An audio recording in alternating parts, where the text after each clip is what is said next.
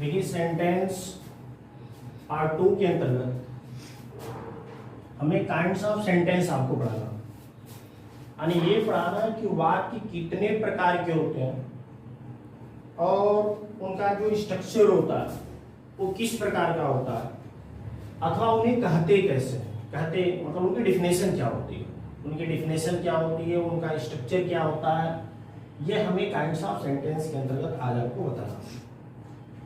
Kinds of sentence को बताने से पहले हम एक बार पूर्ण सेंटेंस रिवाइज कर दे रहे हैं ताकि आपके माइंड में आ जाए कि सेंटेंस क्या है या इससे पहले क्या पढ़ाया गया था, उसको हल्के ढंग से एक बार उसकी पुनरावृत्ति कर दे रहे हैं, उसको रिवाइज कर दे रहे हैं। देखिए आज के पहले आपको बताया जा चुका है कि शब्दों का वह समूह जिसका एक पूर्ण और स्पष्ट अर्थ होता है वो सेंटेंस कहलाता है, यानी ये group of words that makes a complete sense is called sentence. आम बोलचाल की भाषा में आप कह सकते हो कि हम दिन भर जो भी एक दूसरे से बोलते हैं, अपने विचारों को जो हम एक दूसरे की समझ रखते हैं वो कहीं ना कहीं सेंटेंस के माध्यम से ही रखते हैं। जैसे आप दिन में कभी कहते हो मैं घर जा रहा हूँ, मुझे नहाना है, पापा घर पे आ गए, तो ये जो भी आप दिन भर एक दूसरे से बोलते हो, जो आप विचारों को प्रकट करते हो, वो कहीं ना कहीं सेंटेंस है। सेंटेंस के माध्यम से ही हम अपने विचारों को प्रकट करते हैं। अब दिन भर में जो भी हम बोलते हैं वो तमाम प्रकार के सेंटेंस होते हैं। जैसे यदि आपने कहा कि मैं क्रिकेट नहीं खेलता हूं, या मुझे बाजार नहीं जाना और मैं नहाने जा रहा हूं, तो इन दोनों में डिफरेंस, मैं नहाने जा रहा हूं अर्थात आप कार्य करने जा रहे हैं नहाने का, ये एक अलग different types of the sentence हुआ। और जब आप कह रहे हो नहीं मुझे बाजार नहीं जाना, तब तो ये अलग सेंटेंस हो। यानी दिन भर जो आप बोलते हो वो सेंटेंस है, लेकिन दिन भर में जो आप सेंटेंस बोलते हो वो भी कई प्रकार के निकलते हैं। आप भी दिन भर में कई प्रकार के सेंटेंस का इस्तेमाल करते हो, प्रयोग करते हो। इस बेस पर हमें काइंड्स ऑफ सेंटेंस समझना चाहिए कि आखिर दिन भर में हम जो सेंटेंस बोलते हैं वो कितने प्रकार के होते हैं, जबकि सेंटेंस तो हमारे विचारों का एक माध्यम है। जब तक हम सेंटेंस नहीं जानते या हम जो कुछ एक्सप्रेस करते हैं वो सेंटेंस के माध्यम से ही होता है। तो काइंड्स ऑफ सेंटेंस के अंतर्गत यदि हम देखें तो पता चलता है कि सेंटेंस 5 प्रकार के होते हैं, यानी हम जो सेंटेंस स्पीक करते हैं वो 5 टाइप्स ऑफ द सेंटेंस होते हैं। 5 टाइप्स ऑफ द सेंटेंस में फर्स्ट सेंटेंस होता है असर्टिव सेंटेंस, सेकेंड आपका होता है इंट्रोगेटिव सेंटेंस, थर्ड इंपरेटिव होता है imperative sentence, fourth objective sentence होता है, और एक सेंटेंस हमारा एक्सक्लेमेटरी सेंटेंस होता है। अब इसमें थोड़ा सा एक पेज है। पेज क्या है? पढ़ने और पढ़ाने के सिस्टम का पेज है। कभी कभी ऐसा होता कि कुछ बच्चे कहते हैं sir affirmative sentence, negative sentence, interrogative sentence, interrogative negative sentence, या तमाम प्रकार के सेंटेंस की आप क्वेश्चंस कर सकते हो, या आप एक्सप्रेस कर सकते हो कि सर एक अफर्मेटिव सेंटेंस होता है, नेगेटिव सेंटेंस होता है। वो अफर्मेटिव सेंटेंस या नेगेटिव सेंटेंस अलग से कोई सेंटेंस नहीं होता, वह असर्टिव सेंटेंस का एक भाग होता है। असर्टिव सेंटेंस को 2 भाग में डिवाइड कर देते हैं। मैंने कहा पढ़ने और पढ़ाने के अलग अलग सिस्टम है। जैसे कुछ टीचर क्या कर सकते हैं कि इस असर्टिव और इंट्रोगेटिव के 2 भाग डिवाइड कर देते हैं। असर्टिव के 2 भाग अफर्मेटिव और नेगेटिव, अफर्मेटिव को पॉजिटिव भी कहते हैं। इंट्रोगेटिव का 2 भाग इंट्रोगेटिव और इंट्रोगेटिव नेगेटिव। फिर हम एक सेंटेंस इंपरेटिव, ऑब्जेक्टिव, एक्सक्लेमेटरी, तब तो 7 सेंटेंस हो जाएंगे। Affirmative, negative, interrogative, interrogative, negative, imperative, operative, exclamative, 7 sentence हो जाएंगे।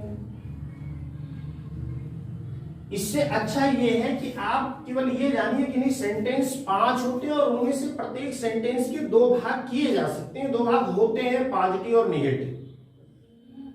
यानी यदि आपसे कभी भी कोई क्वेश्चन कर लिया, how many kinds are of the sentence, तो आप निश्चित रूप से एक चीज कहना सीखिए कि on the basis of the meaning there are 5 types of the sentence. यानी अर्थ के आधार पर, अब अर्थ के आधार पर हम क्यों करें, क्योंकि जो सेंटेंस का प्रकार बताया गया था वो 2 प्रकार से, अर्थ के आधार पर और बनावट के आधार पर। तो आप इसलिए कहिए कि on the basis of the meaning, अर्थ के आधार पर there are 5 types of the sentence, 5 प्रकार के वाक्य होते हैं। उसमें जो पहला सेंटेंस होता है वो असर्टिव सेंटेंस होता है। अब ये जो असर्टिव सेंटेंस है इसका स्ट्रक्चर क्या होता है, असर्टिव सेंटेंस की डिफिनेशन क्या होती है, असर्टिव सेंटेंस के पार्ट्स कितने होते हैं, उसको हम कितने पार्ट्स में डिवाइड करते हैं।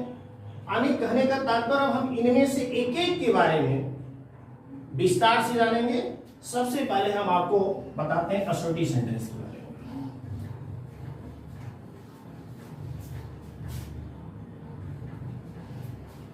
ये जो असर्टिव सेंटेंस है इसकी हिंदी विधि सूचक वाक्य होती है। विधि सूचक वाक्य। असर्टिव सेंटेंस को आप स्टेटमेंट सेंटेंस भी कह सकते हैं अथवा डिक्लेरेटिव सेंटेंस भी कह सकते हैं। यानी कुछ लोग इसको असर्टिव सेंटेंस कहेंगे, कुछ लोग स्टेटमेंट सेंटेंस कहेंगे, कुछ लोग डिक्लेरेटिव सेंटेंस कहेंगे। इसके ही नाम है। मेनली अगर मैं अपनी बात करूं तो मैं इसको केवल असर्टिव के नाम से अब तक पढ़ाने का कार्य करता हूं। नाम की चर्चा मैं इसलिए कर रहा हूं ताकि आपके सामने कोई कह रहे सर स्टेटमेंट सेंटेंस क्या होगा, तो आप बता सकिए कि स्टेटमेंट सेंटेंस असर्टिव सेंटेंस का एक दूसरा नाम है। ऐसा आपको ना लगे कि नहीं ये तो बताया ही नहीं, क्या ये तो हमारे सर ने हमको कभी समझाया ही नहीं। स्टेटमेंट सेंटेंस भी होता है, डिक्लेरेटिव सेंटेंस भी होता है। इसलिए मैंने बता दिया कि असर्टिव का ये नाम है, भिन्न भिन्न नाम है। जैसे कभी कभी किसी बच्चे के कई नाम हो जाते हैं, पता चलता है स्कूल का कोई और नाम है, घर का कोई और नाम। इसी प्रकार से असर्टिव सेंटेंस की ये नाम है, स्टेटमेंट सेंटेंस, डिक्लेरेटिव सेंटेंस, ये नेम है उनके। अब प्रश्न ये हुआ कि असर्टिव सेंटेंस है क्या, या असर्टिव सेंटेंस हम कहते किसे। तो सबसे पहले आपको उसकी एक डिफिनेशन हम बता रहे हैं, फिर उसको अपने शब्दों में जैसे भी इजी वे में आप समझ सकते हैं हम उसको बेस्ट तरीके से समझाने की कोशिश करेंगे। और वो केवल यूपी बोर्ड के स्टूडेंट्स के लिए या केवल हिंदी मीडियम के विद्यार्थियों के लिए नहीं, वो सीबीएसई पैटर्न के स्टूडेंट भी समझ सकते हैं, क्योंकि उनका भी इंग्लिश का ग्रामर कोई डिफरेंट नहीं है। असर्टिव सेंटेंस में कहा जाता है जिसमें कार्य का करना ना करना, होना ना होना पाया जाए। यानी यदि आप कोई सेंटेंस पढ़ लिए और पढ़ने के बाद ये पता चला कि सेंटेंस में कार्य किया गया और कार्य नहीं किया गया, तो कार्य किया गया तब भी असर्टिव है, कार्य नहीं किया गया तब भी असर्टिव है। एग्जांपल्स के लिए मान लीजिए हमने लिखा था sun rises in the east. अतः sun rises in the east का अर्थ होता है सूर्य पूरब में निकलता है, सूर्य कार्य कर रहा है पूरब में निकलने का, और जब क्रिया की गई तो सेंटेंस असर्टिव हो गया। दोबारा मान लीजिए हमने लिख दिया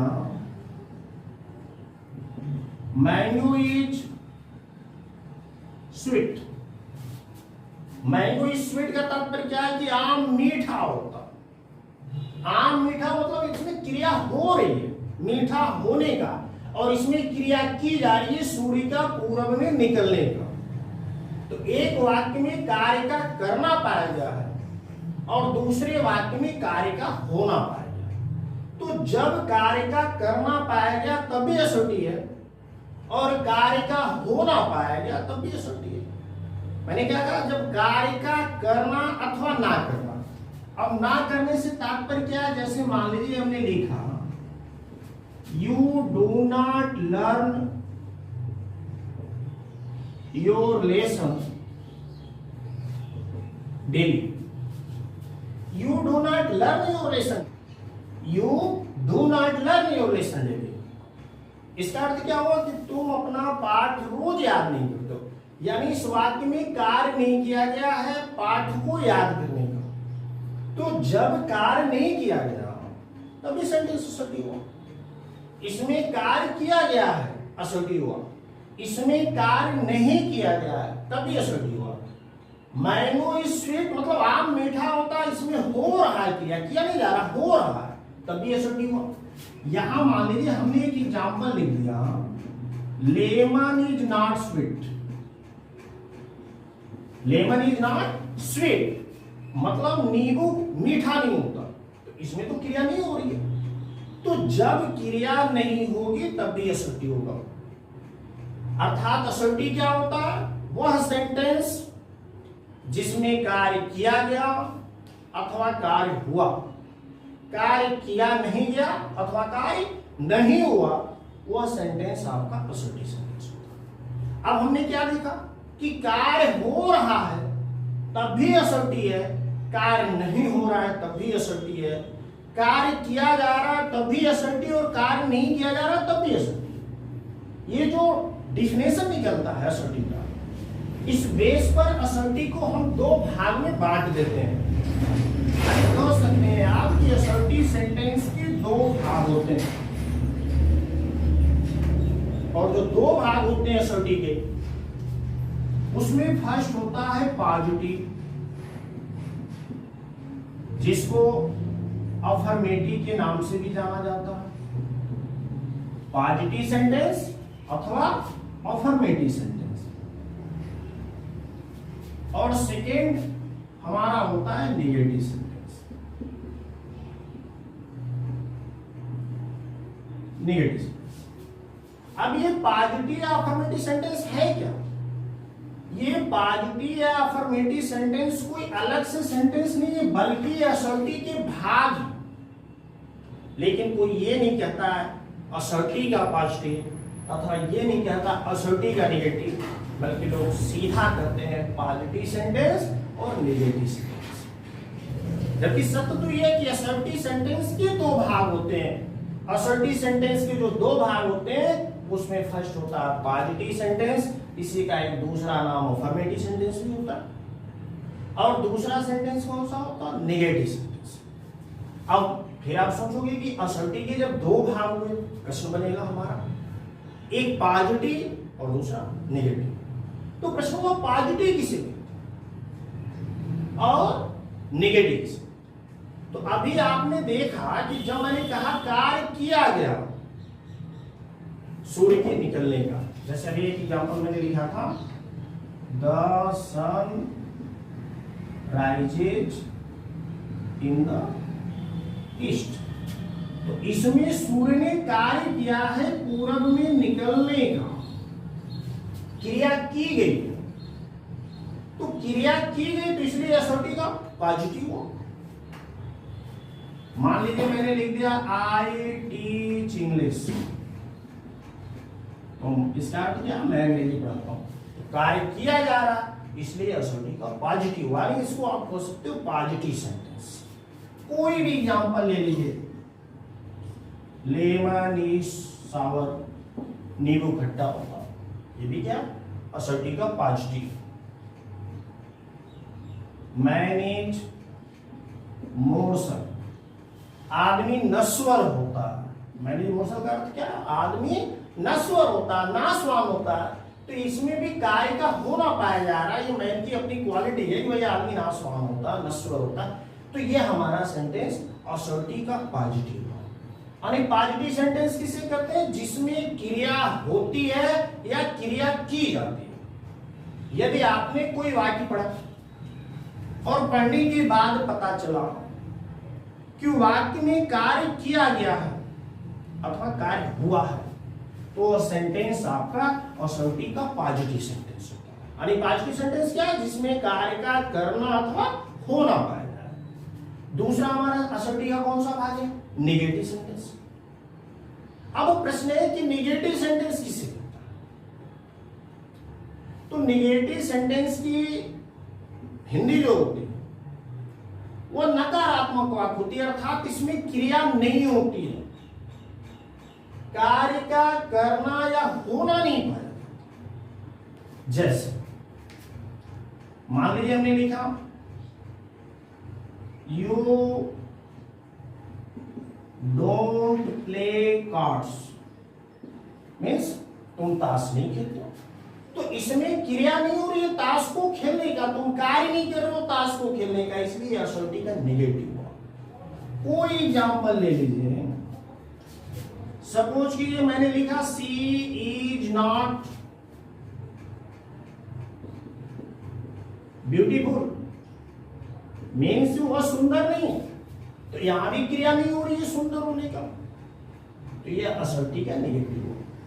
यानी निगेटिव की डिफिनेशन होगी, निगेटिव की परिभाषा होगी कि निगेटिव सेंटेंस में कार्य का करना अथवा होना नहीं पाया। अब एक बार में आपको पुनः असर्टी के अंतर्गत आने वाली सभी चीजों को हिंदी इंग्लिश दोनों में रिवाइज करने के बाद तब इनके स्ट्रक्चर्स के बारे में बताएंगे, क्योंकि जब हमें इनका स्ट्रक्चर या इनका वर्ड ऑर्डर याद रहेगा तभी जाकर के हम कहीं ना कहीं ट्रांसलेशन करने में सफल होंगे, या आगे जाकर के ट्रांसफॉर्मेशन में भी इनसे हमें मदद मिल रही है। नरेशन हुआ, वॉयस हुआ, सब में कहीं ना कहीं सेंटेंस की आवश्यकता पड़ती है। हमारे एक्सप्रेशन में मैंने शुरू में ही बताया कि हमारे डेली के एक्सप्रेशन में भी सेंटेंस की जरूरत है, या हम जो डेली एक्सप्रेशन के लिए सेंटेंस ही इस्तेमाल करते हैं, बाकी कुछ इस्तेमाल नहीं करते। तो रिवाइज के क्रम में मैं आपको बता रहा हूँ असर्टिव सेंटेंस का एक दूसरा नाम स्टेटमेंट या डिक्लेरेटिव सेंटेंस भी होता है। इसमें कार्य का करना अथवा होना पाया जाता है। असर्टिव सेंटेंस के दो भाग होते हैं, एक पॉजिटिव होता है, एक नेगेटिव होता है। पॉजिटिव में कार्य का करना अथवा होना पाया जाता है, जबकि नेगेटिव सेंटेंस में कार्य का करना या होना नहीं पाया जाता। अब इंग्लिश मीडियम के स्टूडेंट्स यानी सीबीएसई पैटर्न वाले ये कह सकते हैं कि असर्टिव सेंटेंस सोच ए स्टेटमेंट, ए फैक्ट, इन चीजों को वो शो करने का कार्य करता है, एक्सप्रेस करने का कार्य करता है। If we read a sentence and come to know that the work has been performed by someone or not performed by the someone, then the sentence is assertive sentence. And there are two kinds of assertive sentence: positive sentence and negative sentence. In positive sentence something is affirmed, means positive sentence affirms something, it informs about an action, an event, while on other hand negative sentence negate something, वो किसी चीज को इनकार कर देता। Negative sentence informs that the work has not been performed by someone, work has not been acted by someone. Affirmative sentence informs that the work has been acted by someone, and negative sentence informs that the work has not been performed by someone. इनके कुछ structures होते हैं। अब structures क्या है? Structure first यानी positive sentence के लिए, पॉजिटिव सेंटेंस में फर्स्ट ऑफ ऑल हमारा सब्जेक्ट आता है। यानी यदि हम पॉजिटिव सेंटेंस लिखेंगे तो कहीं ना कहीं फर्स्ट ऑफ ऑल हम सब्जेक्ट लेंगे। सब्जेक्ट के बाद हम हेल्पिंग वर्ब्स यूज करेंगे, और हेल्पिंग वर्ब्स यूज करने का condition, helping verbs are always used according to the tense and number of the subject. और ये कह लीजिए कि 12 जो तीन तो हमारे टेंस होते हैं, present tense, past tense, future tense, उनके 4 भाग इस प्रकार से जो टोटल 12 होते हैं उनमें 2 को छोड़ देते हैं, प्रेजेंट इंडेफिनिट और पास्ट इंडेफिनिट को छोड़ दें, तो बाकी सबके पॉजिटिव में सब्जेक्ट के बाद हेल्पिंग वर्ब्स आएंगे। हेल्पिंग वर्ब ही होंगे, वो according to the tense and number of the subject. Helping verbs के बाद हम ऑब्जेक्ट रखेंगे। ऑब्जेक्ट के बाद हमारे अदर वर्ड्स आते हैं आएंगे। ये स्ट्रक्चर पॉजिटिव सेंटेंस में लगभग हमेशा प्रयोग किया जाता। हाँ, मैंने पहले भी कहा कि भाई present indefinite, past indefinite tense में इस्तेमाल नहीं होगा। क्रियाओं के 3 रूप होते हैं। क्रियाओं के 3 रूप होते हैं, बी, डू और हैव। बी के रूप में भी ये स्ट्रक्चर नहीं लागू होगा, हैव के रूप में भी ये स्ट्रक्चर लागू नहीं हो सकता। ये स्ट्रक्चर केवल डू के रूप में लागू होगा, और डू के रूप में तब लागू होगा जब वाक्य प्रेजेंट इंडेफिनिट तथा पास्ट इंडेफिनिट का नहीं होगा। यानी प्रेजेंट इंडेफिनिट, पास्ट इंडेफिनिट के पॉजिटिव में ये नहीं लागू होता, इस स्ट्रक्चर का हम फॉलो नहीं करते, बाकी सभी टेंस में कर लेते हैं।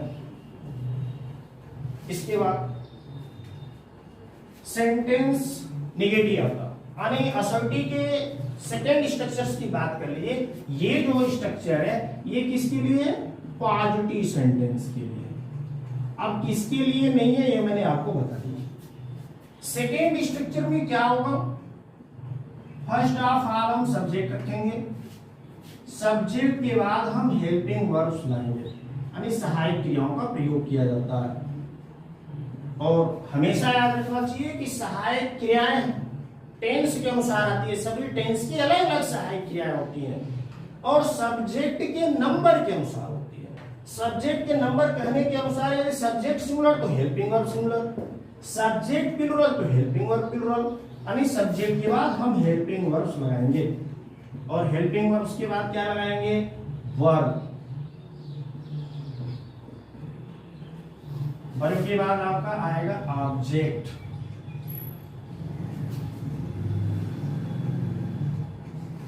यहां देखिए हेल्पिंग वर्ब के बाद वर्ब छूट गया था। ऑब्जेक्ट के बारे में, हेल्पिंग वर्ब के बारे में मैं डिटेल से बताने लगा था कि हेल्पिंग वर्ब कैसे प्रयोग किया जाता है, उस क्रम में आपका वर्ब छूट गया था। हेल्पिंग वर्ब के बाद हमेशा वर्ब आता, वर्ब के बाद ऑब्जेक्ट आता। यहां मैंने लिख दिया सब्जेक्ट, हेल्पिंग वर्ब्स, और फिर मैं दोबारा रिवाइज कर रहा हूं कि helping verbs according to the tense and number of the subject आता, फिर वर्ब आएगा, वर्ब के बाद ऑब्जेक्ट, ऑब्जेक्ट के बाद आपके आएंगे ये अदर वर्ड्स, अन्य सभी शब्द आ सकते हैं जो शेष बचे होंगे।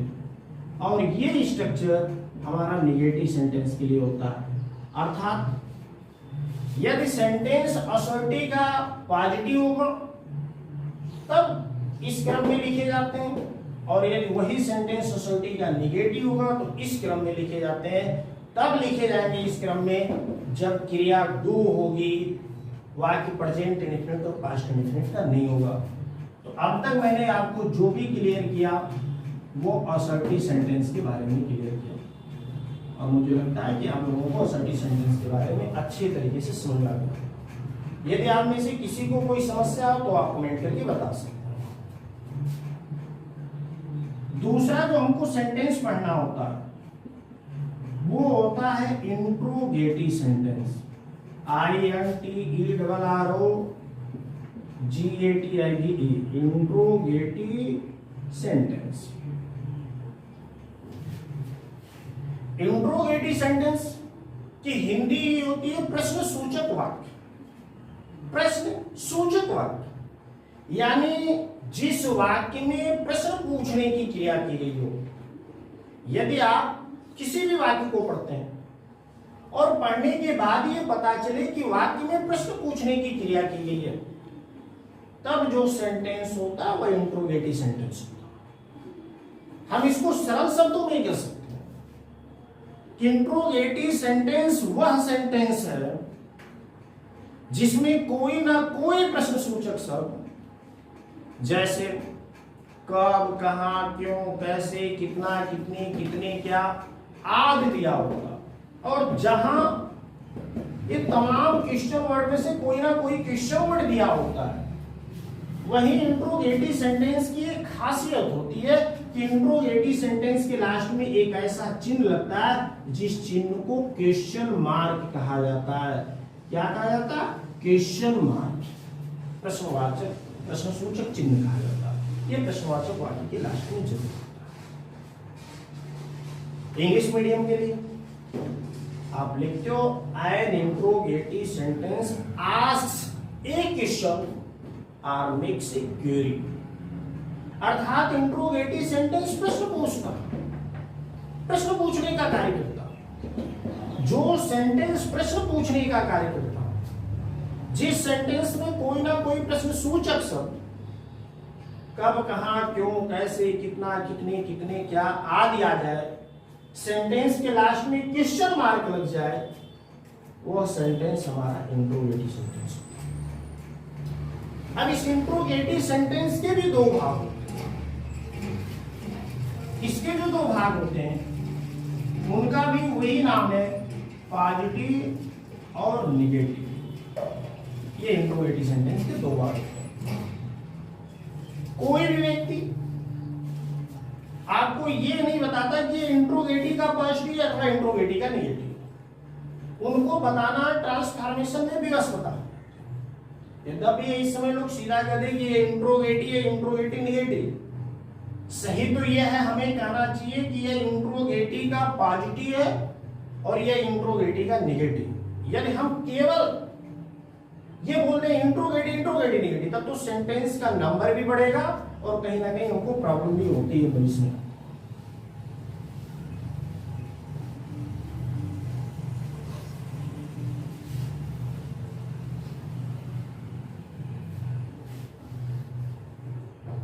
तो मैंने अभी बताया आपको कि इंट्रोगेटिव सेंटेंस के, अभी आपको बता रहा था कि जो ये इंट्रोगेटिव सेंटेंस है जिसमें प्रश्न पूछने की क्रिया होती है, इसके भी दो भाग होते हैं। एक होता है पॉजिटिव यानी इंट्रोगेटिव पॉजिटिव। लेकिन मैं आपको बता रहा था कि कोई ये नहीं कहता इंट्रोगेटिव का पॉजिटिव, तो उसको सीधे इंट्रोगेटिव कहते हैं।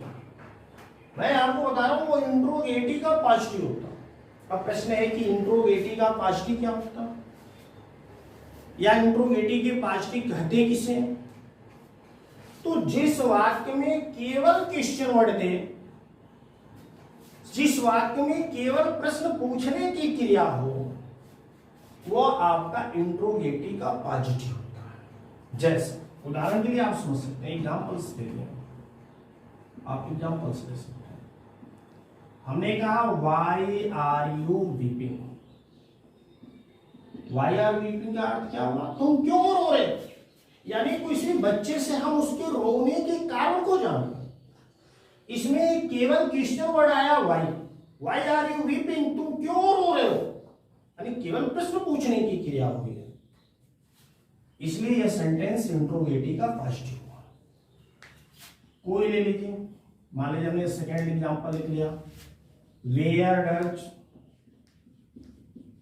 योर फादर लिव, तुम्हारे पिताजी कहां रहते हैं।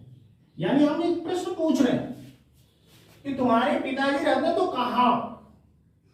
इस वाक्य में केवल प्रश्न पूछने की क्रिया हुई है, और जिस वाक्य में केवल प्रश्न पूछने की क्रिया होगी वो सेंटेंस इंट्रोगेटिव सेंटेंस होगा, लेकिन इंट्रोगेटिव का पॉजिटिव होगा क्योंकि इसमें केवल क्वेश्चन वर्ड आया। अब ये जो इंट्रोगेटिव सेंटेंस होते हैं, इसका एक दूसरा भाग मैंने क्या बताया, निगेटिव होता। इंट्रोगेटिव का निगेटिव, लेकिन उसी को प्राय लोग इंट्रोगेटिव निगेटिव कहते हैं, इंट्रोगेटिव का निगेटिव नहीं कहते, इंट्रोगेटिव निगेटिव कहते हैं। अब ये इंट्रोगेटिव का निगेटिव क्या? यह एक ऐसा सेंटेंस होता है जिसमें प्रश्न तो पूछा जाता है किंतु क्रिया नहीं होती है, ऐसा लगता है क्रिया नहीं हो रही है। यह एक ऐसा सेंटेंस होता है जिसमें केवल क्वेश्चन वर्ड नहीं देता, क्वेश्चन वर्ड के साथ साथ निगेटिव वर्ड भी देता। यानी जिस सेंटेंस में क्वेश्चन वर्ड और निगेटिव वर्ड दोनों दे दे, वो सेंटेंस इंट्रोगेटिव का निगेटिव होता है। क्या होता है? इंट्रोगेटिव का निगेटिव। जैसे Why do you not go to school? तुम पढ़ने क्यों नहीं जाते हो, स्कूल क्यों नहीं जाते हो? अब इसमें क्या है कि why आ गया जो कि क्वेश्चन वर्ड है, और नॉट आ गया जो कि नेगेटिव वर्ड है।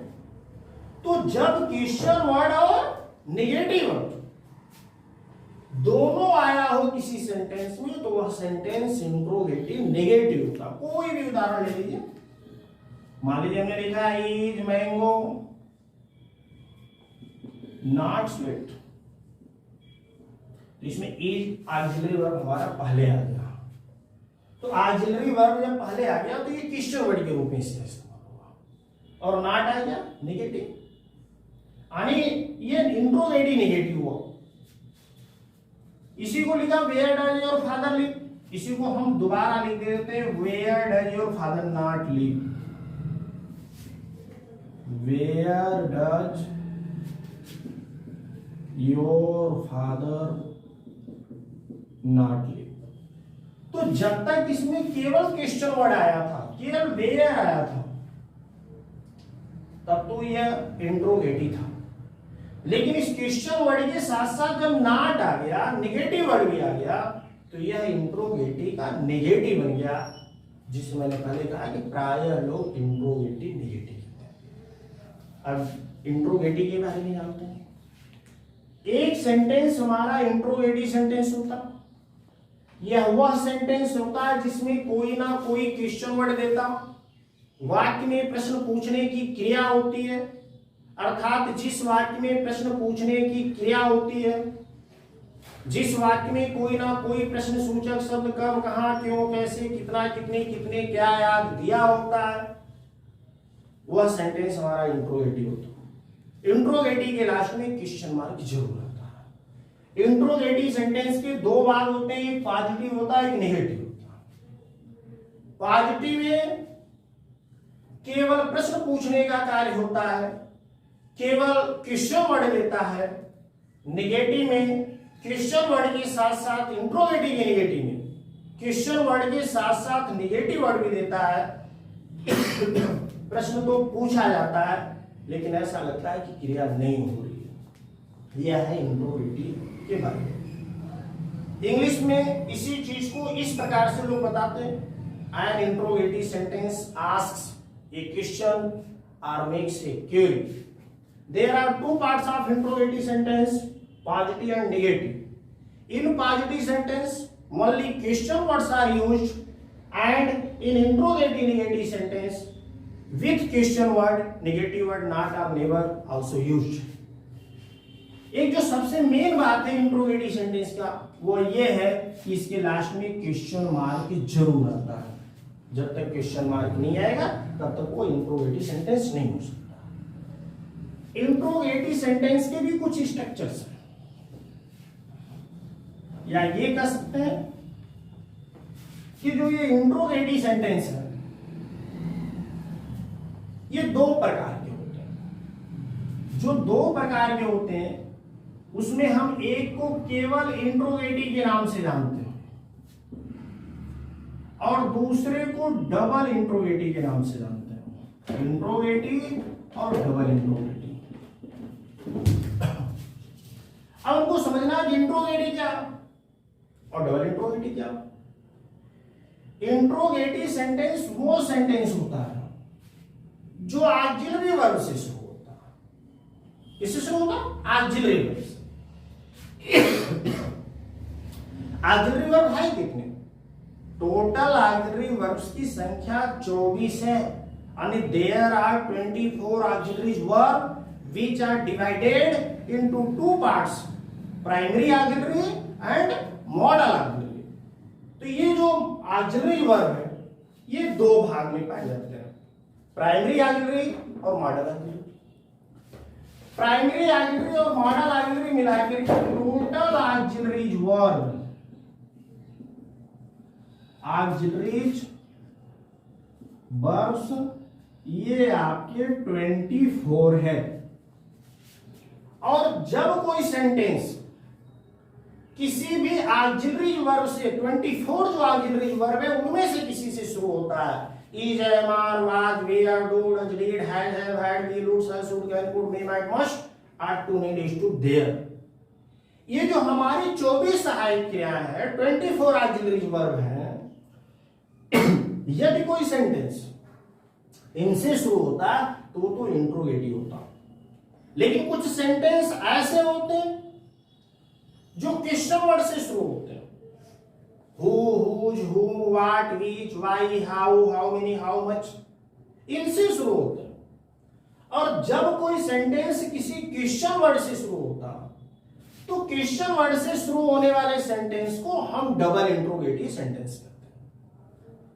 मुझे समझ में आ रही मेरी बात? ये जो इंट्रोगेटिव है ये दो प्रकार के इंट्रोगेटिव होते हैं।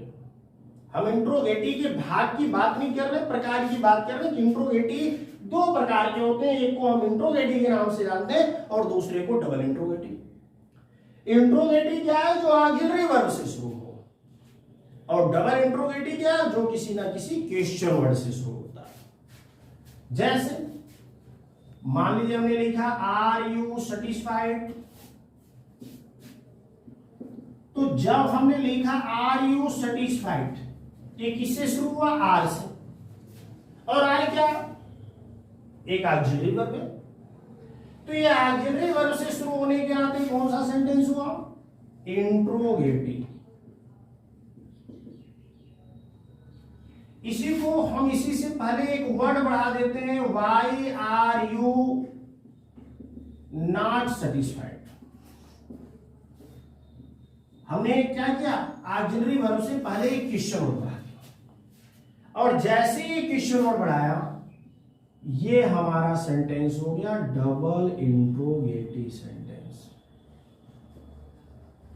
तो समझ में आया इंट्रोगेटिव क्या है, डबल इंट्रोगेटिव क्या है? इंट्रोगेटिव में केवल सहायक क्रिया से शुरू होने वाले सेंटेंस होते हैं, और डबल इंट्रोगेटिव सेंटेंस में क्वेश्चन वर्ड से शुरू होने वाले सेंटेंस होते हैं। इस प्रकार से इंट्रोगेटिव सेंटेंस के दो प्रकार से स्ट्रक्चर इसके भी पाए जाते हैं।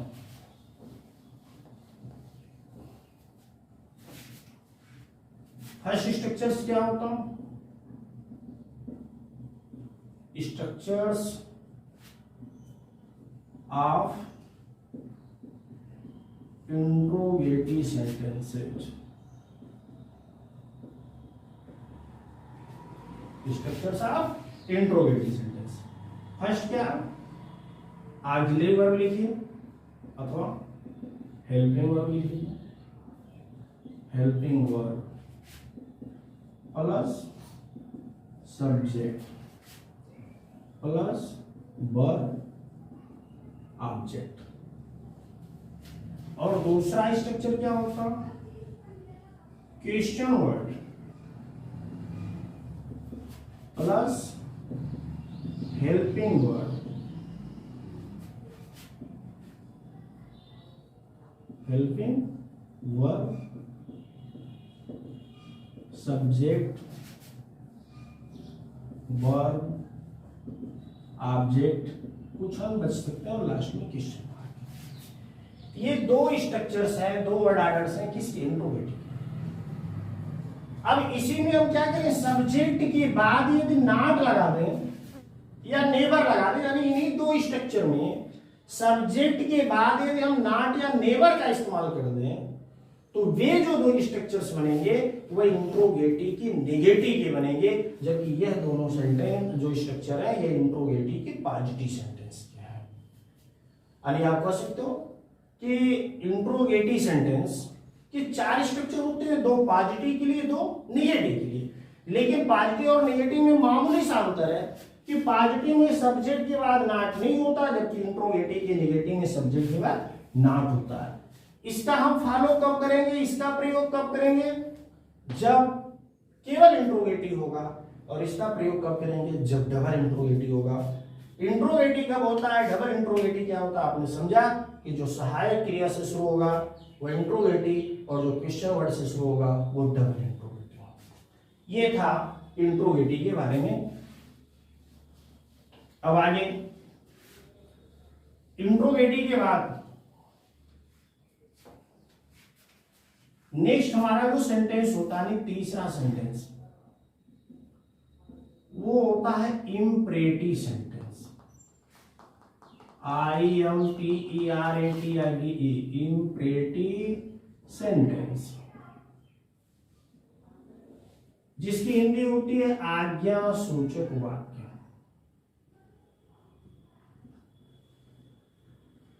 आज्ञा सूचक वाक्य।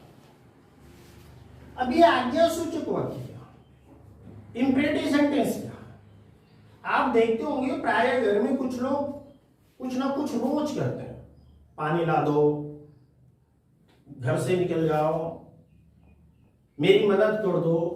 तो जो आप ये कहते हो मेरी मदद करो, यदि आप अपने किसी फ्रेंड से कुछ रुपए उधार मांग लिया, आपको जरूरत है और किसी जरूरत पर जाकर के आपने किसी फ्रेंड से कहा यार जरा 500 रुपए उधार दे दो, तो ये जो 500 रुपए आप मांगते हैं ना, तो एक प्रकार से आप अपने फ्रेंड से रिक्वेस्ट करते हैं, मेरे से निवेदन करते हो।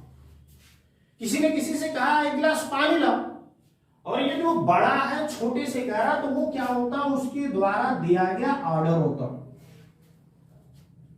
कभी कभी कुछ लोग एक दूसरे से कहते हैं हमें रोज सुबह जल्दी जागना चाहिए या रोज व्यायाम किया करो। तो जो आप कहते हो टेक एन एक्सरसाइज डेली, यह आपके द्वारा दिया गया एडवाइस होता है, कह सकते हैं सजेशन होता है। यानी जब हम किसी को कोई एडवाइस देते हैं, किसी को कोई सलाह या सुझाव देते हैं, किसी को किसी बात का आदेश देते हैं अथवा निवेदन करते हैं किसी की काम के लिए, तो जब ऐसा करते हैं तो वो हमारा सेंटेंस इंपरेटिव होता है। कह सकते हो कि वह सेंटेंस जिससे सलाह, सुझाव, निवेदन, परामर्श, प्रार्थना, आदेश या आज्ञा का बोध होता है, वह सेंटेंस हमारा इंपरेटिव सेंटेंस होता है। इंपरेटिव सेंटेंस करता क्या, imperative sentence advice, request, order, इनमें से किसी ना किसी एक भाव का बोध कराता है। और जो सेंटेंस इन चीजों को प्रकट करने का कार्य करता है, एडवाइस को प्रकट करता है, रिक्वेस्ट को प्रकट करता है, ऑर्डर को प्रकट करता है, वो सेंटेंस हमारा इंपरेटिव होता है। इस इंपरेटिव सेंटेंस की कुछ विशेषता है, ये भी असर्टिव की तरह, इंट्रोगेटिव की तरह दो भाग इसके भी हैं, पॉजिटिव और नेगेटिव, लेकिन इसकी भी कुछ विशेषता है। पहले तो हम आपको इंपरेटिव का कुछ एग्जांपल देते हैं। जैसे मान लीजिए हमने लिखा ओबे योर पेरेंट्स, मीन्स क्या हो, अपने माता पिता की आज्ञा का पालन करो। ये क्या है, आपको सलाह दिया जाता है कि आपको क्या करना चाहिए, आप क्या करो, अपने माता पिता की आज्ञा का पालन करो। ये आपको सलाह दिया जा सकता है, टेक एन एक्सरसाइज डेली, रोज व्यायाम करो। तो रोज व्यायाम करने के लिए सलाह ही दिया जाता है, कोई व्यक्ति किसी को ऑर्डर नहीं दे सकता व्यायाम करने के लिए। तो यह हमारा सेंटेंस इंपरेटिव हो गया, यानी रिक्वेस्ट का बोध हुआ इसलिए इंपरेटिव हुआ। मान लीजिए हमने आपसे कहा हेल्प मी, हेल्प मी, ये हम प्लीज लगा के भी कह सकते थे, वैसे भी कह सकते हैं हेल्प मी। वैसे प्राय रिक्वेस्ट का बोध होने पर प्लीज जरूर लगाया जाता है। तो क्या भाई, जब हम किसी से मदद मांगेंगे तो निवेदन करेंगे, मदद मांगने के लिए हम लाठी लेके नहीं मांगेंगे, रिक्वेस्ट करेंगे। तो ये रिक्वेस्ट का बोध करा रहा है, इस सेंटेंस से किस चीज का बोध हुआ, रिक्वेस्ट का, इसलिए इंपरेटिव हुआ। इन दोनों से किस चीज का बोध हुआ, सलाह का, इसलिए इंपरेटिव हुआ। मान लीजिए हमने लिखा please give me your book. अब क्या, हमें किसी से बुक मांगनी है, तो बुक मांगेंगे तो निवेदन ही होगा। Please give me your book का क्या हुआ, कृपया मुझे अपना किताब। तो किताब मांगना है तो निवेदन नहीं हुआ, अरे सेंटेंस से निवेदन का बोध हुआ, निवेदन का बोध होने के नाते ये सेंटेंस इंपरेटिव हुआ। मान लीजिए आपसे कह दिया जाए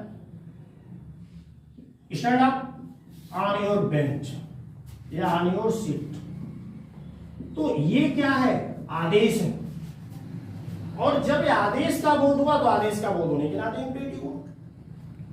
यानी बड़े आसान शब्दों में आप कह सकते हो कि इंपरेटिव सेंटेंस वह सेंटेंस है जिससे सलाह, सुझाव, निवेदन, परामर्श, प्रार्थना, आदेश, आज्ञा, इन चीजों का बोध होता है, या जो सेंटेंस इन चीजों को बोध कराता है वह सेंटेंस हमारा इंपरेटिव होता है। An imperative sentence shows advice, order or request. An imperative sentence shows advice, order or request. अब मैंने कहा इंपरेटिव सेंटेंस की कुछ विशेषताएं हैं। भाग तो इसके भी दो है, लेकिन कुछ विशेषताएं, वो विशेषताएं क्या है?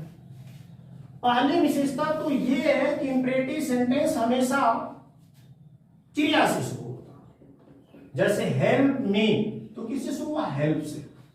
हेल्प मी से मदद करना, मदद करना, क्रिया से शुरू हुआ। क्रिया से शुरू होने के नाते ये सेंटेंस इंपरेटिव हुआ। Stand up on your bench, किससे शुरू हुआ? स्टैंड से, स्टैंड वाले खड़ा होना, यानी क्रिया से शुरू हुआ। तो क्रिया से शुरू होने के नाते ये सेंटेंस हमारा इंपरेटिव हुआ। ओबे, इससे शुरू हो रहा? ओबे से, ओबे माने पालन करना। तो क्रिया से शुरू होने के नाते ये सेंटेंस इंपरेटिव है। इंपरेटिव की विशेषता, पहली विशेषता है कि वह हमेशा क्रिया के फर्स्ट फॉर्म से शुरू होता है। इंपरेटिव की एक दूसरी विशेषता होती है जिसका सब्जेक्ट यू होता है, यानी the subject of an imperative sentence is always you and it is understood और साइलेंट। इंपरेटिव सेंटेंस का सब्जेक्ट क्या होता है? यू होता है, यू, और वो अंडरस्टूड और साइलेंट मतलब छिपा होता है, उसको लिखा नहीं जाता। जैसे हमने कहा हेल्प मी, मेरी मदद करो, तो यह मदद किससे मांग रहे? जो व्यक्ति हमारे सामने है उसी से हम कह रहे हैं मेरी मदद करो, यानी तुम मेरी मदद करो, लेकिन हमने तुम बोला नहीं। ओबे योर पेरेंट्स, तुम अपने माता पिता की आज्ञा का पालन करो, लेकिन हमने तुम लिखा नहीं, यू लिखा नहीं। इंपरेटिव सेंटेंस की एक दूसरी विशेषता होती है, जहां पहली विशेषता है कि वो क्रिया से शुरू होता है, वहीं दूसरी विशेषता है कि उसका सब्जेक्ट यू होता है जो अंडरस्टूड होता है। इंपरेटिव सेंटेंस की तीसरी और लास्ट विशेषता यह कि हमेशा प्रेजेंट इंडेफिनिट में होता है। असर्टिव सेंटेंस किसी भी टेंस में हो सकता है, इंट्रोगेटिव सेंटेंस भी किसी टेंस में हो सकता है, लेकिन जो इंपरेटिव सेंटेंस होता है वो हमेशा प्रेजेंट इंडेफिनिट टेंस में होता है। इंपरेटिव सेंटेंस किसी और टेंस में नहीं होता। अब बात इसके भाग की कर लीजिए। तो इंपरेटिव सेंटेंस के भी दो भाग होते हैं। एक होता है इंपरेटिव का पॉजिटिव और दूसरा होता है इंपरेटिव का नेगेटिव। पॉजिटिव और नेगेटिव। ये जो इंपरेटिव का पॉजिटिव होता है, इसमें कार्य को करने के लिए आदेश दिया गया होता है, सलाह दिया गया होता है अथवा निवेदन किया गया होता है, और इसका जो स्ट्रक्चर होता है वो क्या होता है? Main verb plus object plus other words. कोई भी एग्जांपल ले लीजिए, जैसे कि मैंने लिखा obey, the rules of the road, the rules of the road. Avoid bad company, bad company. पहलेगा obey the rules of the road, सड़क के नियम का पालन करो। दूसरे का अवॉइड बैड कंपनी, बुरे संगति से बचो। अवॉइड के एक ऐसी क्रिया है ना जिसके बाद एक प्रीपोजिशन अनिवार्य रूप से आता है ऑफ। कुछ प्रीपोजिशन कुछ वर्ब्स के साथ अनिवार्य रूप से आता है। अवॉइड के बाद ऑफ आना अनिवार्य है। तो अवॉइड ऑफ बैड कंपनी, बुरे संगति से बचो। तो ये जो हमने लिखा ओबे, अवॉइड, ये किससे शुरू हो रहा? क्रिया से शुरू हो रहा, यानी ये इस स्ट्रक्चर के हिसाब से है, इसलिए इंपरेटिव का पॉजिटिव होता है। दूसरा हमारा सेंटेंस होता है इंपरेटिव का नेगेटिव, इंपरेटिव का नेगेटिव सेंटेंस। अब इंपरेटिव का नेगेटिव क्या? जिस वाक्य में कार्य को करने के लिए आदेश दिया गया, कार्य को करने के लिए निवेदन किया गया, वो तो इंपरेटिव का पॉजिटिव है।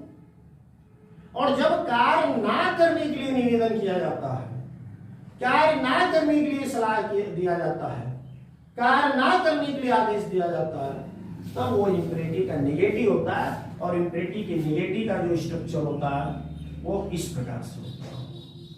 सबसे पहले डू नॉट अथवा डोंट अथवा कभी कभी नेवर, NEVER VER। फिर क्या था, first form of the verb, object और कुछ आंसर। जैसे मान लीजिए हमने लिखा डोंट स्मोक। अब यहां आपको सलाह दिया जा रहा है, लेकिन करने के लिए नहीं, ना करने के लिए, धूम्रपान मत करो। अभी सलाह दिया गया, एडवाइस दिया गया, लेकिन कार्य ना करने के लिए। मान लीजिए कोई लड़का बार बार मुझे डिस्टर्ब कर रहा, तो हमने क्या कहा, डोंट डिस्टर्ब मी। तो डोंट डिस्टर्ब मी, ये डू नॉट या डोंट से शुरुआत, इसलिए इंपरेटिव का निगेटिव हुआ, और don't disturb me as a teacher ये मेरा ऑर्डर हुआ, इसलिए यह सेंटेंस हमारा इंपरेटिव का नेगेटिव हुआ। इसी में हम प्लीज जोड़ देते, कहते प्लीज डोंट डिस्टर्ब मी, तब रिक्वेस्ट का बोल होता, तब इंपरेटिव का नेगेटिव होता। आनी आप समझ सकते हो कि इंपरेटिव सेंटेंस वो सेंटेंस होता है जिससे सलाह, सुझाव, निवेदन, परामर्श, प्रार्थना, आदेश या आज्ञा का बोध होता है। इसके दो भाग होते हैं, पॉजिटिव और नेगेटिव। पॉजिटिव में कार्य की करने के लिए कहा जाता है, नेगेटिव में कार्य को ना करने के लिए कहा जाता है।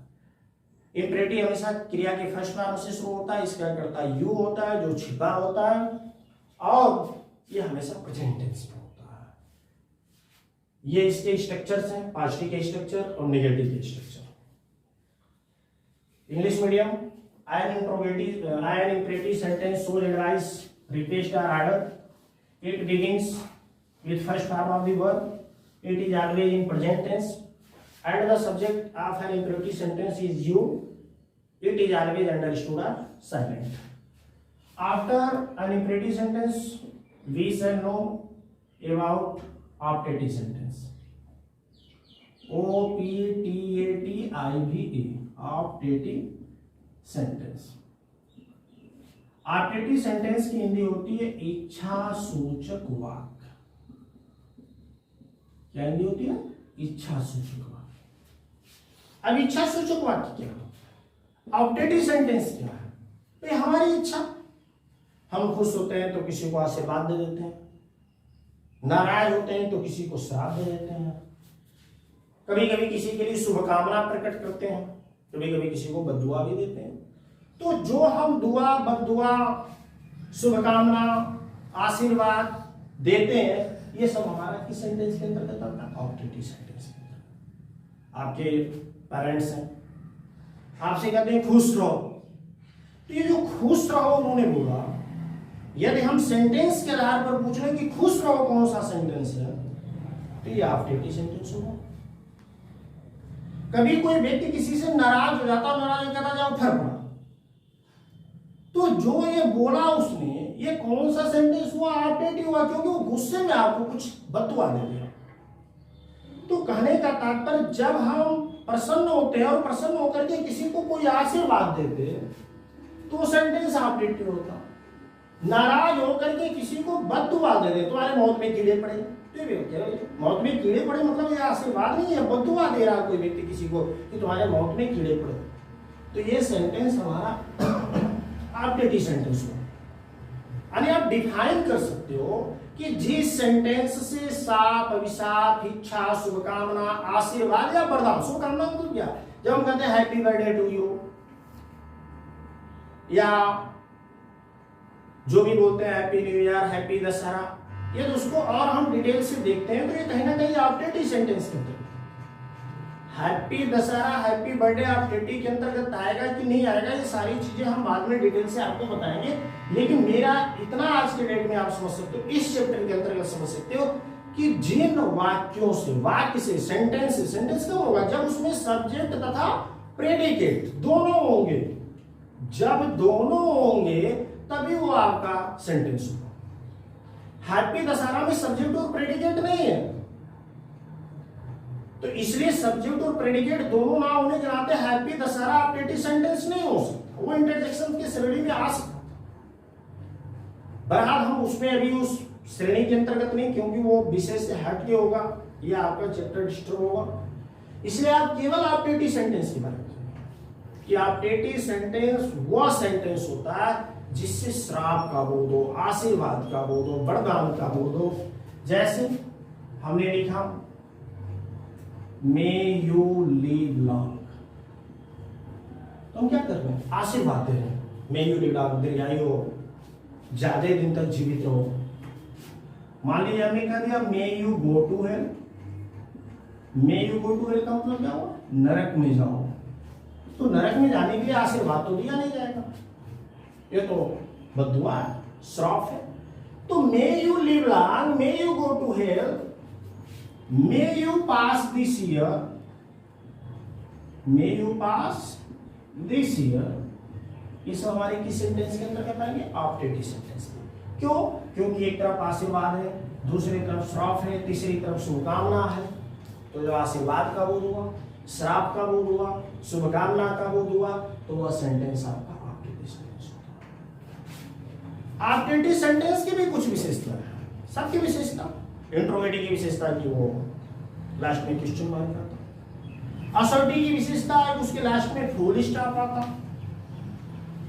इसी प्रकार से ऑप्टेटिव सेंटेंस की विशेषता है, ऑप्टेटिव सेंटेंस प्रायः में से शुरू होता, हमेशा नहीं लेकिन अक्सर में से शुरू होता, और लास्ट में एक ऐसा चिन्ह बनता है, सीधी लाइन आती है और नीचे एक बिंदी होती है जिसको हम मार्क ऑफ इंटरजेक्शन कहते हैं। ऑप्टेटिव सेंटेंस की ये विशेषता है कि ऑप्टेटिव सेंटेंस प्रायः यानी मोर एंड मोर कर सकते हैं,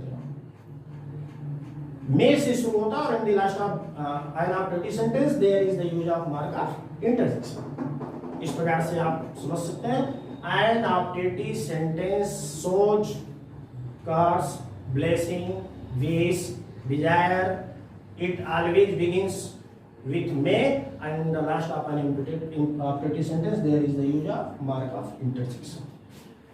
लास्ट हमारा जो सेंटेंस होता वो होता है एक्सक्लेमेटरी सेंटेंस।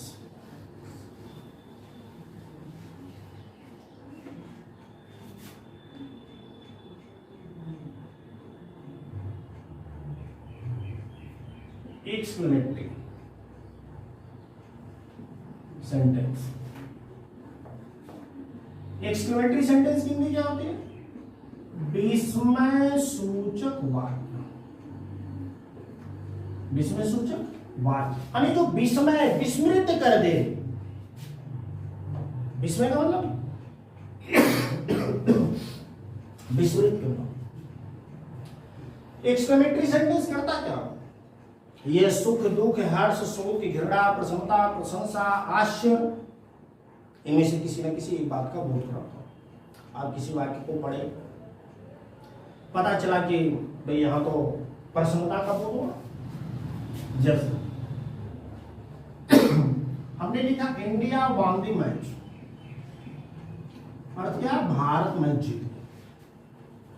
तो जब तक हम कह रहे भारत मैच जीत गया तब तक ये सेंटेंस असर्टिव है, लेकिन यदि हम इसी के आगे कोई ऐसा वर्ड लगा दें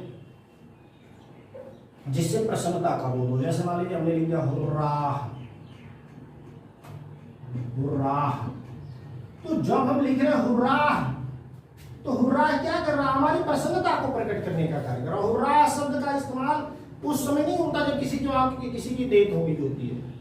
हुर्राह तभी बोला जाता है जब बात प्रसन्नता की होती है, हैप्पीनेस की होती है।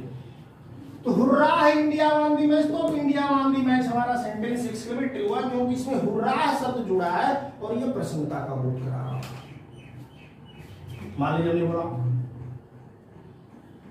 Alas she died, alas she died, अफसोस वो मर गई। तो यदि हम ये अलास नहीं लिखते, केवल सी डाइड लिखे होते तब तो अर्थ हुआ वो मर गई, और वो मर गई मतलब वो कार्य की मरने का तब तो असर्टिव हुआ। लेकिन हमने अलास लिख दिया, अलास वो मर गई, तो ये जो अलास शब्द है ये इसको दुख में प्रकट कर दिया, और दुख में प्रकट करने के नाते ये सेंटेंस हमारा एक्सक्लेमेटरी सेंटेंस। समझ आ रही है बात? जिन वाक्यों से सुख का बोध हो, दुख का बोध हो, प्रसन्नता का बोध हो, प्रशंसा का बोध हो, आश्चर्य का बोध हो, वो सेंटेंस हमारा एक्सक्लेमेटरी। और एक्सक्लेमेटरी सेंटेंस की भी एक विशेषता है कि इसमें words of explanation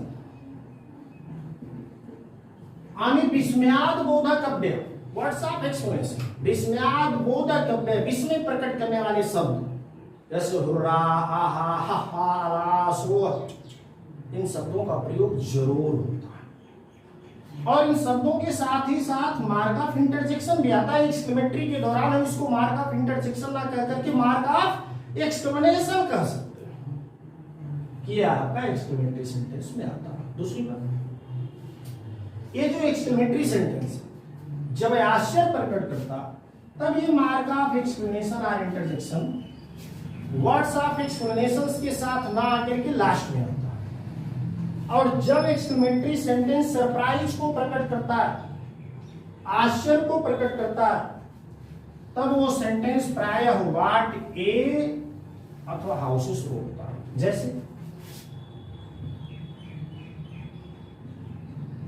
how full you are. अब हाउ फुल यू आर का मतलब है तुम कितने बड़े मूर्ख हो। कितने बड़े का तात्पर्य बहुत बड़े मूर्ख हो। हाउ फुल यू आर का अर्थ हो जाता है कि तुम बहुत बड़े मूर्ख हो। यानी जब मूर्खता का जो क्वालिटी है ये बहुत ज्यादा है तो कहा जाता है हाउ फुल यू आर। मान लीजिए हमने लिखा what a dangerous man he is, और कितना खतरनाक है। अरे जो डेंजरस की क्वालिटी है ना आदमी में, मैन में, ये टू मच है, बहुत ज्यादा। हम सरप्राइज कर रहे हैं, कितना खतरनाक है। कितना मतलब बहुत ज्यादा खतरनाक है। तो हम जब आश्चर्य प्रकट करते हैं तो जैसे ही आश्चर्य प्रकट करेंगे तो हमारा सेंटेंस एक्सक्लेमेटरी होगा। और जब सेंटेंस आश्चर्य प्रकट करता है तो उसके लास्ट में आता है मार्क ऑफ एक्सप्लेनेशंस, ना कि बीच में आता है या किनारे आता। वर्ड्स ऑफ एक्सप्लेनेशंस के साथ जैसे आता वैसे नहीं आता, बल्कि लास्ट में आता। इस प्रकार से आप ये कह सकते हो कि एक्सक्लेमेटरी सेंटेंस वह सेंटेंस है जिससे सुख, दुख, हर्ष, शोक, घृणा, प्रसन्नता, प्रशंसा, आश्चर्य का बोध होता। एक्सक्लेमेटरी सेंटेंस में वर्ड्स ऑफ एक्सप्लेनेशन आते और जब सेंटेंस हमारा आश्चर्य प्रकट करता तो लास्ट में मार्क ऑफ इंटरजेक्शन और एक्सप्लेनेशन आता। लेकिन प्रसन्नता का, दुख का, सुख का आदि का बोध होने पर वर्ड्स ऑफ एक्सप्लेनेशन के साथ आता। इस प्रकार काइंड्स ऑफ एक्सप्लेनेशन, सेंटेंस के साथ साथ काइंड्स ऑफ एक्सप्लेनेशन खत्म। अब सेंटेंस पार्ट 3 के अंतर्गत हम आपको पार्ट्स ऑफ सेंटेंस बात करते हैं। Thank you.